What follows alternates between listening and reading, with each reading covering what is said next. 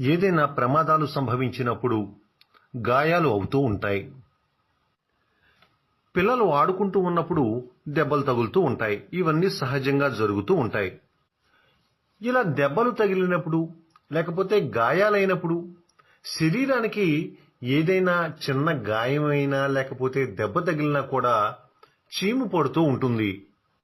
అలాగే కొంతమందికి శస్త్రచికిత్స జరిగిన తర్వాత కూడా కుట్లు చీము పట్టాయి అంటూ ఉంటారు. మరి ఈ చీము పట్టడానికి కారణం సూక్ష్మజీవులు. మనం ఎంత పరిశుభ్రంగా ఉన్నప్పటికీ కూడా శరీరం పైన లోపల కూడా అనేక బిలియన్ల సూక్ష్మక్రిములు ఉంటూ ఉంటాయి.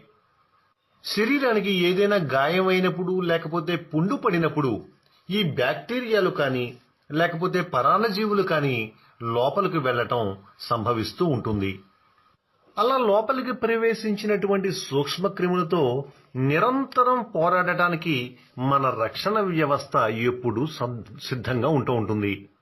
ఇలా శరీరంలో ప్రవేశించినటువంటి సూక్ష్మక్రిములతో పోరాడి ఓడిపోయినటువంటి అమర కణాలు, మన తెల్ల రక్త కణాలు అక్కడ చీము రూపంలో మారుతూ ఉంటాయి. అంటే గాయమైన చోట లోపలికి ప్రవేశించినటువంటి సూక్ష్మక్రిములతో యుద్ధంలో మరణించినటువంటి మృత కణాలు అక్కడ చీముగా మారతాయి. మరి ఇలా నశించినటువంటి ఈ తెల్ల రక్త కణాలు మన సైన్యం యొక్క స్థానంలో కొత్త తెల్ల రక్త కణాలు ఏర్పడుతూ ఉంటాయి.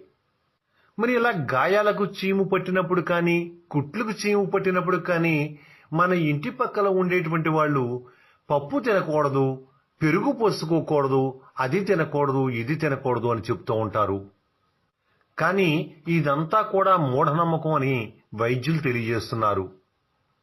ఇలా మనం తినేటువంటి ఆహారం వల్ల కానీ లేకపోతే వండినటువంటి కూరల వల్ల కానీ లేకపోతే తినేటువంటి ఫలాల వల్ల కానీ అలాగే పప్పుల వల్ల కానీ చీము పట్టేటువంటి అవకాశం లేదు అని చెప్తున్నారు.